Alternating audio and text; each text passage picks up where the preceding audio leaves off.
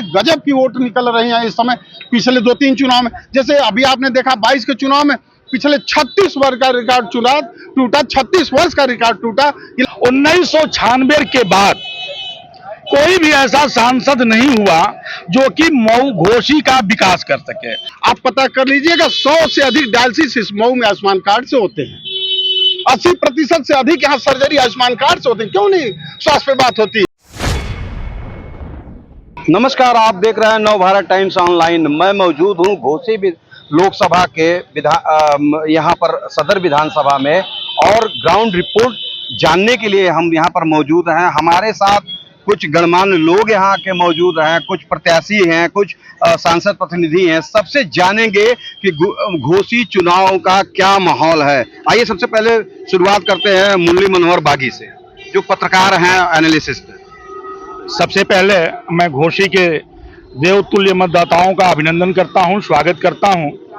1996 के बाद घोसी लोकसभा जो है अनाथ हो गया।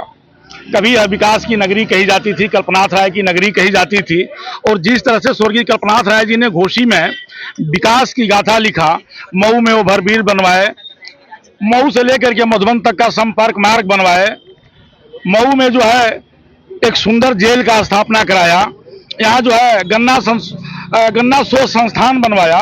1996 के बाद कोई भी ऐसा सांसद नहीं हुआ जो कि मऊ घोसी का विकास कर सके। और सबसे दुर्भाग्य की बात यह है कि इस बार जो 2024 में लोकसभा का चुनाव चल रहा है, उसमें जो है सभी प्रत्याशी जो है तू में पर उतर आए हैं। कोई भी घोसी के विकास की बात नहीं कर रहा है। आपस में जो है वो हमारे यहाँ टिकट मांगने आए थे, उनकी क्या औकात है। वो जो है बीजेपी के साथ चले गए, मेरे साथ थे, मैं नाम नहीं लेना चाहता हूं, लेकिन जिस तरह से दो राजनीतिक दल के लोग तू में पे आ गए हैं और घोसी के विकास को जो है दरकिनार कर दिया है, मुझे लगता है कि बड़ा दुर्भाग्य का विषय है। और 2024 के चुनाव का जो उत्साह है वह नजर नहीं आ रहा है। इसलिए ये कहना बड़ा मुश्किल होता जा रहा है कि घोसी में इस बार क्या होने जा रहा है। मतदाता जो है बहुत चालाक हैं और एकदम साइलेंट मूड में है, और 25 के बाद ही तय हो पाएगा कि घोसी में क्या होना है। बहुत अच्छा आपने विषय उठाया है कि घोसी का विकास 96 के बाद रुका हुआ है। वाकई में घोसी को सिंगापुर के नाम से कल्पनाथ राय ने कभी सपना में सोचा था कि इसको सिंगापुर बनाया जाएगा। अब सिंगापुर ना बन के वाद विवाद और जात की राजनीति में ही सिमट के रह गई है। आइए जानते हैं, हमारे साथ श्री राम जायसवाल जी हैं, उनसे पूछते हैं क्या इस पे कहेंगे। निश्चित रूप से घोसी लोकसभा एक ऐसा क्षेत्र है जहां आज किसी भी पार्टी का मंच लग जाए, कोई भी नेता आ जाए, बगैर कल्पनाथ राय जी का नाम लिए यहाँ भाषण पूरा ही नहीं होना है। लेकिन जहां तक मैं देख पा रहा हूं, अब चुनाव केवल केंद्र सरकार पे आके टिकी हुई है। प्रत्याशी गौण हो चुका है, जैसा कि अभी मेरे पूर्व के वक्ता और बड़े भाई वरिष्ठ पत्रकार मुरली मनोहर जोशी ने भी बताया कि आरोप प्रत्यारोप का दौर हो गया। जनता भी समझ गई है। एक प्रत्याशी सवाल उठा दे रहा, दूसरा प्रत्याशी तो उसी में उलझ के रह जा रहा है, दिन भर केवल उसी का जवाब देने में रह जा रहा है। जनता की क्या मांगे उस पर कोई मांग नहीं। तो लब्बो-लुआब यह चुनाव अब केवल केंद्र सरकार के प्रदर्शन पे आधारित हो चुका है कि केंद्र सरकार ने क्या काम किया है, हमें उन्हें वोट देना है, नहीं देना है। ऐसे में काफी बड़ी आबादी है जो केंद्र सरकार की योजनाओं से लाभान्वित होकर उनकी तरफ, जिनसे हम कल्पना नहीं कर सकते थे। पहले हम चुनावों में ऐसा मान के चलते थे कि दलित बस्ती तो इनकी तरफ चला जाएगा, ये फला बस्ती है इनकी तरफ चला जाएगा, ये बड़ों का बस्ती है उनके तरफ चला जाएगा। लेकिन गजब की सेंधमारी हुई है, गजब की वोट निकल रही है इस समय पिछले 2-3 चुनाव में। जैसे अभी आपने देखा 22 के चुनाव में पिछले 36 वर्ष का रिकॉर्ड टूटा, 36 वर्ष का रिकॉर्ड टूटा कि लगातार कोई उत्तर प्रदेश में मुख्यमंत्री पद की शपथ लिया हो दूसरी बार। लगातार बारी बारी से तो लोग लेते रहे, तो कहीं ना कहीं उसके पीछे अभी रहा कि उन बस्तियों से भी, उन बूथों से भी वोट मिले भाजपा को जहां कल्पना नहीं की जा सकती थी, जहां उनको बूथ एजेंट तक नहीं मिलते रहे। कहां की महिलाओं ने दिया, कहां की पुरुषों ने दिया, मैं इस पे नहीं जाऊंगा। इस तरह से जहां तक मैं देख पा रहा हूं, घोसी में यह चुनाव केवल प्रधानमंत्री कौन बनेगा, किस पार्टी का बनेगा, दोनों पक्ष हैं। एक तरफ ऐसे होंगे जो चाहेंगे कि हम तीसरी बार मोदी को प्रधानमंत्री बना दें, वही दूसरी पक्ष ऐसा है जिसका एक टारगेट है कि हम उतार दें। बाकी प्रत्याशी यहाँ गौड़ हो चुके हैं, प्रत्याशी में कोई बात दम नहीं है। प्रत्याशियों को लेकर प्रत्याशी खाली आरोप प्रत्यारोप का ही जवाब दे रहे हैं दिन भर। जैसे किसी प्रत्याशी ने उनको कुछ बोला तो उसके जवाब में वो बोल रहा है। यही अभी यहाँ का दौर चल रहा है। इसको किस नजर से देख रहे हैं? शिक्षा, स्वास्थ्य, ये सब मुद्दे सब कहीं दिख नहीं रहे हैं। निश्चित रूप से इसी से बात शुरुआत की गई है कि मुद्दे तो गौड़ हो गए हैं। मतलब अजीब सा चुनाव हो रहा है जिसको कहा जा रहा है कि यह तो बड़ा बकबकाहा प्रत्याशी है, वो इसे मतलब पृष्ठभूमि से आता है। अगर वो एक सवाल उठा दे रहा है तो जो अपने को बहुत बड़ा बुद्धिजीवी समझ रहा है वो भी दूसरे दिन केवल उसी की सफाई देने में जुट जा रहा है। क्या हो रहा है? और रही बात शिक्षा की, मैं जानता हूं, देखिए इस तरह के कई सवाल उठते हैं। कहा जाता है कि यह भाजपा है, शिक्षा की बात नहीं करती है, शिक्षा की बात नहीं करती है, विकास की बात नहीं करती, स्वास्थ्य की बात नहीं। क्यों नहीं करती है? क्यों नहीं करती है? आप खुद अपने यहाँ जितने लोग मौजूद हैं, जो लोग आपके चैनल के माध्यम से देखेंगे, वो सोच के देख लें कि एक छोटी सी बीमारी भी होती है, पहले होती थी देहातों में, छोटी सी बीमारी होती थी तो सबसे पहले आदमी डॉक्टर के यहाँ नहीं जाता था। घर के जो सीनियर होते थे भागते थे साहूकार के पास, जो ब्याज पे धंधा करता था उसके यहाँ भैया 5,000 दे दीजिए, 10,000 कहा वही हो, लड़का की तबीयत खराब है लेके हॉस्पिटल जाना है। इस सरकार ने अगर आयुष्मान कार्ड दिया है, इस मऊ में मैं अकेले बता दूं, आप पता कर लीजिएगा 100 से अधिक डायलिसिस इस मऊ में आयुष्मान कार्ड से होते हैं। 80% से अधिक यहाँ सर्जरी आयुष्मान कार्ड से होते हैं। क्यों नहीं स्वास्थ्य पे बात होती है? जितने जनपदों में मेडिकल कॉलेज खुल रहा है, गाजीपुर अकेले देख लीजिए, 100 मेडिकल कॉलेज से 100 MBBS डॉक्टर प्रतिवर्ष निकलेंगे। क्यों नहीं स्वास्थ्य पे काम हो रहा है? शिक्षा पे क्यों नहीं हो रहा है? कॉमन परीक्षा ली जाती है CUET के अंतर्गत, नई शिक्षा नीति के तहत कॉमन परीक्षा ली जा रही है। मऊ का बच्चा मऊ में फॉर्म भरता है, मऊ में एंट्रेंस देता है और लाख करता है दिल्ली का मिरांडा, दिल्ली का Hindu college, saint Stephen, Gwalior, Bangalore, Hyderabad, Mhow में बैठ के। अब उसे दिल्ली नहीं जाना पड़ता है परीक्षा देने। क्यों नहीं बातें हो रही हैं?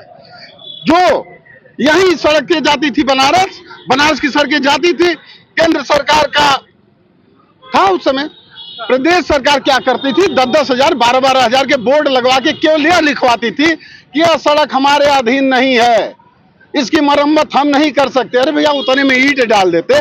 2009 में ही राहुल गांधी आए थे, दैनिक जागरण कार्यालय सामने है, बड़ा अच्छा खबर छपा था। राहुल गांधी आए, कोपागंज का गड्ढा बंद हो गया, 2 टाली ईंट गिरा। मतलब 2 टाली ईंट गिरी अभी कांग्रेस सरकार की उपलब्धि थी।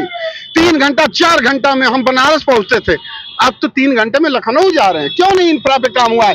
1 हफ्ते दिन में लाइन, 1 हफ्ता रात में लाइन। किसको याद नहीं? आपको नहीं याद है? शहर है, यही SEO साहब का मार के हाथ तोड़ दिया गया था, कितने साल पहले की बात है। इसी मऊ में, इसी देहात में 1 हफ्ते दिन में, 1 हफ्ते रात में जिसको जाड़ा में जिसको पानी भराने के टाइम मिल जाता था, जिस किसान को ना, जिस ट्यूबवेल वाला कहता था कि तो हर बारी रात का बेचारा मर जाता था। आज लोग लाइट को भूल चुके। हाँ, ये अलग की बात है कि हम भूल जाते हैं, वो अलग की बात हो, नहीं क्यों नहीं काम हुआ है? जम के काम हुआ है और उसी पे मतदान हो रहा है। 2024 इसका मतलब आपके हिसाब से 2024 का चुनाव जो है केंद्र पे आधारित है, जो केंद्र की नीतियां हैं, जो केंद्र द्वारा जो उपलब्ध कराया जा रहा है, उसके आधार पे लोग चुनाव इस बार जनता यहाँ पर अपना प्रतिनिधि चुनेगी। जाहिर सी बात है कि लोकसभा चुनाव हो रहा है, केंद्र की सरकार बनाने का चुनाव हो रहा है, तो चुनाव के 2 ही धुरी होंगे। एक धुरी ऐसा होगा जो कहेगा कि सरकार बनाएंगे, दूसरा ऐसा होगा जो कहेगा हम बदलेंगे। सबके अपने अपने नजरिए होंगे। हमारे साथ मौजूद हैं सांसद प्रतिनिधि गोपाल राय जी।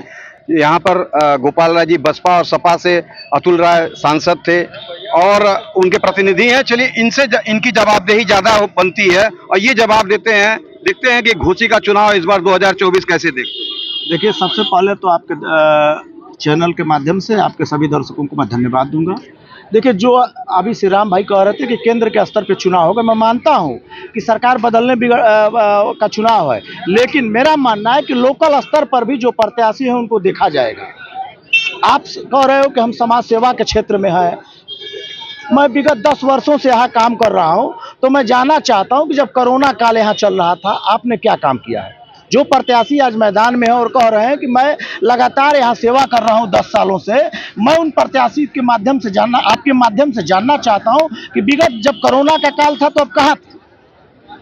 मैं माननीय सांसद घोसी अतुल राय जी की तरफ से जब कोरोना का काल आया था, आप जानते हैं कि सरकार ने सांसदों की निधि बंद कर दी थी, लेकिन उस दरमियान सांसद जी ने अपने मद से, निजी मद से, क्योंकि हम जनता के प्रति जवाबदेह थे, 26,000 घरों को हम लोगों ने राशन पहुंचाने का काम किया, 60,000 परिवारों को, ध्यान दीजिएगा, 60,000 परिवारों को एम्बुलेंस के माध्यम से हम लोगों ने गांव-गांव दवा भिजवाने का काम किया। जब कोरोना के दूसरे काल में ऑक्सीजन की बहुत आवश्यकता थी, हमने फरक्का से और अन्य जगहों से जंबो सिलेंडर मंगा के यही सदर हॉस्पिटल में उपलब्ध कराया। जब हॉस्पिटल में जगह, जितने भी यहाँ सार्वजनिक जगह है, चाहे वो मदरसा हो, मंदिर हो, जो भी सार्वजनिक जगह हो जहां से लोग जल्दी से पहुंच सकते थे, उन जगहों पे हम लोगों ने ऑक्सीजन कंसंट्रेटर रखवाने का काम किया। उसके बाद अभी जो बाढ़ आया हुआ था हमारे मधुबन क्षेत्र में, आप जाकर पता कर लीजिएगा, जब भी बाढ़ आता था सांसद जी की तरफ से वहां हम लोग कैंप लगाते थे। एक LMG पब्लिक स्कूल है नई बस्ती दुबारी में, वहां हमारा कैंप लगता था। जो बाढ़ पीड़ित थे, चाहे वो जनता शिक्षा निकेतन इंटर कॉलेज हो या गुड्डू प्रमुख जो समाजवादी पार्टी के नेता हैं, उनके विद्यालय में अगर जो रहते थे बाढ़ पीड़ित, वहां खाना भिजवाने का हम लोगों ने काम किया सांसद जी की तरफ से। और उस दरमियान जब हमने देखा कि वहां बाढ़ से लोगों को खाना बनाने के लिए जो सामग्री होती भीग गई थी, उस दरमियान हमने भाजपा नेता गिरीश गुप्ता की एजेंसी से, आज भी उनकी एजेंसी है, भाजपा नेता गिरीश गुप्ता भी है, वो इस बात की गवाही देंगे कि वहां से हमने पेमेंट करके, अपने निजी मत से पेमेंट करके लोगों को गैस सिलेंडर देने का काम किया। तो कोरोना जब विपत्ति का काल था, राष्ट्र पे विपत्ति आई हुई थी, उस दौर में सांसद जी की तरफ से हम लोगों ने गांव-गांव जाके लोगों के दुख सुख में भाग लेने का काम किया।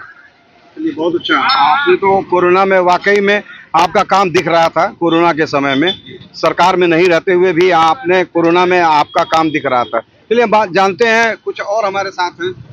घोसी के बारे में बताइए, घोसी की जनता क्या चाह रही है? घोसी की जनता काम, नौकरी, हॉस्पिटल और पढ़ाई, लेकिन मेरा जो वादा है कि जो कल्पनाथ राय स्वर्गीय का जो अधूरा काम है वो हम पूरा करेंगे, या उसके लिए कुछ भी हो, सरकार से लड़ाई लड़ना हो या कुछ भी होगी, वो काम हम करेंगे। करके जो भी काम होगा कल्पनाथ राय का अधूरा काम पूरा करेंगे, क्योंकि उनके ऐसा कोई काम करने वाला यहाँ कोई हुआ नहीं। कुल मिलाकर जो प्रतिक्रिया मिली है उसमें ये साफ जाहिर हो रहा है कि केंद्र सरकार और जो वर्तमान में जो निवर्तमान सांसद थे उनके द्वारा जो काम किया गया है उसी के उल्लेख के बारे में लोग यहाँ चर्चा कर रहे हैं। और घोसी की जनता जो है अपना सांसद इस बार चुनने के लिए तैयार है। बहुत सोच समझकर केंद्र के द्वारा जो भी सामान जो भी उनको मुहैया कराया जा रहा है उसके अनुसार वो इस बार घोसी का सांसद चुनेंगे। वेद मिश्रा, नवभारत टाइम्स ऑनलाइन, मऊ।